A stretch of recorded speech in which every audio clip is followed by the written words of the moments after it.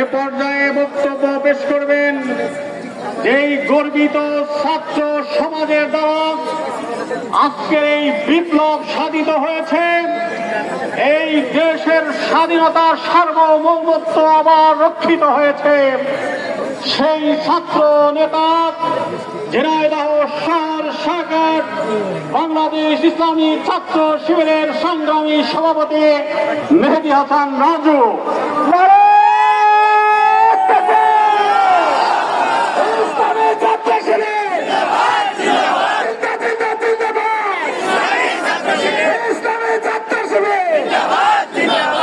আউযু বিল্লাহি মিনাশ শাইতানির রাজিম। বিসমিল্লাহির রহমানির রহিম।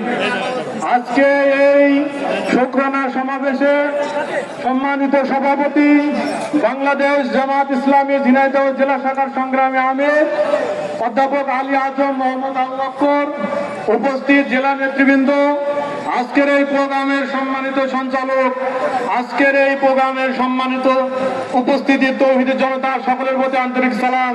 আসসালামু আলাইকুম ওয়া রাহমাতুল্লাহ। আমি প্রথমেই স্মরণ করতে চাই, এই বিজয় যারা ছিনিয়ে এনেছেন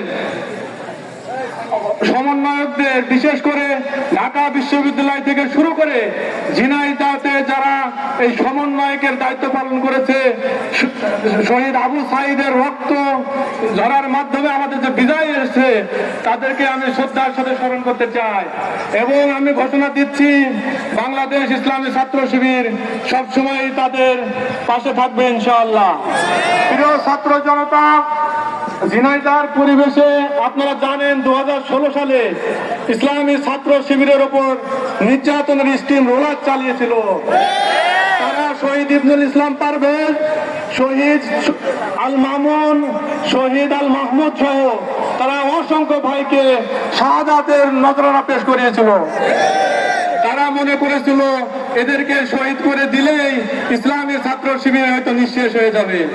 কিন্তু আজকের এই ছাত্র জনতা প্রমাণ করেছে, ছাত্র শিবিরের উপস্থিতি প্রমাণ করেছে যে হত্যা করে শাহাদাত করিয়ে ইসলামী আন্দোলনকে স্তব্ধ করা যায় না। সুতরাং আজকে আমি ইসলামী ছাত্র শিবিরের যে ভীষণ সমৃদ্ধ বাংলাদেশ গড়ার লক্ষ্য নিয়ে সৎ, দক্ষ, দেশপ্রেমিক নাগরিক তৈরি, এই নাগরিক তৈরির উদ্দেশ্যে আমরা কাজ করে যাচ্ছি। এটা কোনো কায়দায় থামানোর সুযোগ হবে না ইনশাআল্লাহ। যে প্রিয় উপস্থিতি, আমি সংক্ষিপ্ত কথা এখানে শেষ করছি। আসসালামু আলাইকুম ওয়া রাহমাতুল্লাহ। বাংলাদেশ জিন্দাবাদ, ইসলামী ছাত্র শিবির জিন্দাবাদ।